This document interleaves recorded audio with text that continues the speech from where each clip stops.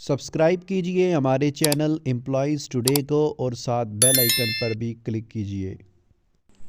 अस्सलाम वालेकुम तमाम सरकारी मुलाजमीन और पेंशनर को वेलकम करते हैं। तनख्वाह में एक्चुअली कितना इजाफ़ा हुआ, असल कितना इजाफ़ा सरकारी मुलाजमीन को मिलेगा, पेंशन इजाफ़े के हवाले से और पेंशनर्स के ऊपर टैक्स आयद करने के हवाले से, सरकारी मुलाजमीन को इनकम टैक्स में रिलीफ हासिल करने के हवाले से और कन्वेंस अलाउंस किन मुलाजमीन को मिलेगा, मुकम्मल तफसील इस व्लॉग के अंदर रहमान बाजवा साहब ने मुकम्मल तफसील भी दे दी। अच्छी खबर भी है सरकारी मुलाजमीन के लिए।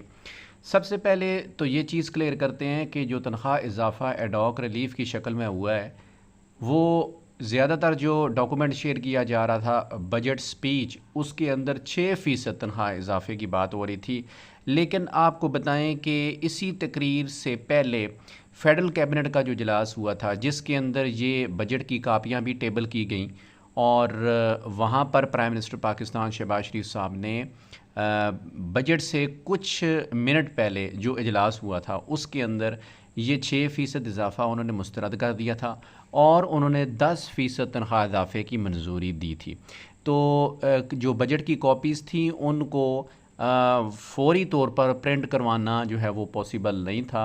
शायद इस वजह से वो 6% जो है वो हर तरफ सर्कुलेट हो रहा है। एक्चुअली ये 10% है। जो फाइनेंस मिनिस्टर हैं उन्होंने भी इसकी अनाउंसमेंट की है कि 10% तनख्वाह इजाफ़ा है। पेंशनर के लिए 7% पेंशन इजाफ़ा है और इसके अलावा डिसेबल जो एम्प्लॉइज़ होते हैं, माजूर एम्प्लॉइज़, इनको दो किस्म के कन्वेंस अलाउंस मिल रहे होते हैं। एक नॉर्मल कन्वेंस अलाउंस मिल रहा होता है जिस तरह के बाकी एम्प्लॉइज़ को मिल रहा होता है, और दूसरा उनको स्पेशल जो है वो कन्वेंस अलाउंस, जिसको डिसेबल कन्वेंस अलाउंस भी कहा जाता है, वो पहले 4,000 था, उसको 50% इंक्रीज़ करके 6,000 पे कर दिया गया है। सूबों की बात करें तो पंजाब के अंदर पहले ही वो 6,000 है, तो अब वफाक के अंदर भी वो 6,000 कर दिया गया है। टैक्स रिबेट में जो है वो एक तो जो टीचर्स का और रिसर्चर्स का टैक्स काटा जा रहा था 25%, उनका रिबेट ख़त्म किया गया था, छूट उनकी ख़त्म की गई थी, तो वो दोबारा से बहाल कर दी गई है। और टैक्स इनकम टैक्स जो मुलाजमीन की तनख्वाहों में से काटा जाता है उसकी नई स्लैब्स मुतारफ़ करवाई गई हैं, जिसमें से अच्छी खासी कमी की गई है। इनकम टैक्स जो मुलाजमीन पहले अदा करते हैं तो वहाँ पर भी मुलाजमीन को रिलीफ़ मिला है।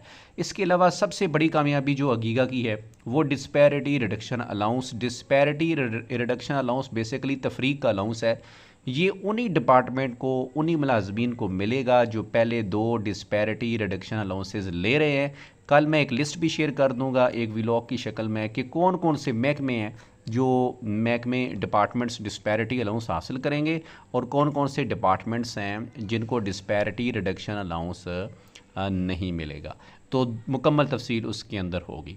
इसके अलावा इसी बजट के अंदर वज़ीर ख़जाना साहब ने पेंशन रिफॉर्म्स का भी हवाला दिया और उन्होंने कहा जी पेंशन रिफॉर्म्स अशद ज़रूरी हैं, और उन्होंने फैमिली पेंशन के हवाले से जो रिफॉर्म्स की हैं कि सरकारी मुलाजम की वफ़ात के बाद बेवा जो पेंशन ले रही होती है शरीक हयात, वो अब उसकी वफ़ात के बाद बच्चों को जब जाएगी तो 10 साल तक होगी।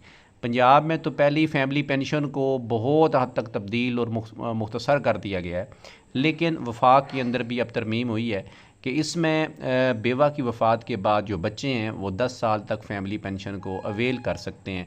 इसके अलावा जो मिलिट्री के मुलाजमीन हैं, फ़ौजी भाई हैं, सोल्जर्स हैं, JCOs हैं, मुख्तलिफ़ रैंक के ऑफिसर्स हैं, उनके लिए रिस्क अलाउंस मुतारिफ़ करवाया गया है और रिस्क अलाउंस के लिए बाकायदा इसके अंदर लिखा गया है कि ये जो बजट होगा ये अलग से नहीं दिया जाएगा, बल्कि दिफाई जो बजट है उसी के अंदर ही इसकी एडजस्टमेंट की जाएगी। अफवाज पाकिस्तान ने बेहतरीन अंदाज में जिस तरह अपने अज़ली दुश्मन इंडिया के ख़िलाफ़ जो हालिया जंग हुई है उसमें शानदार कामयाबी हासिल की है। अवाम और फ़ौज दोनों मिल के शाना बशाना जो है वो इस जंग में शमूलियत उन्होंने की है, जिसकी वजह से कामयाबी भी उन्हें मिली है। तो अब रिस्क अलाउंस उनके लिए भी इस बजट के अंदर इसकी अनाउंसमेंट की गई है, जो कि काबिल तहसीन चीज़ है। तो रहमान बाजवा साहब ने यहाँ पर ये चीज़ शेयर कर दी कि 30% डिस्पैरिटी अलाउंस होगा, 10% एडॉक रिलीफ होगा, डिसेबल एम्प्लॉइज़ का कन्वेंस अलाउंस बढ़ गया, टैक्स रिबेट वापस हो गया, टैक्स स्लैब रिवाइज़ हो गई।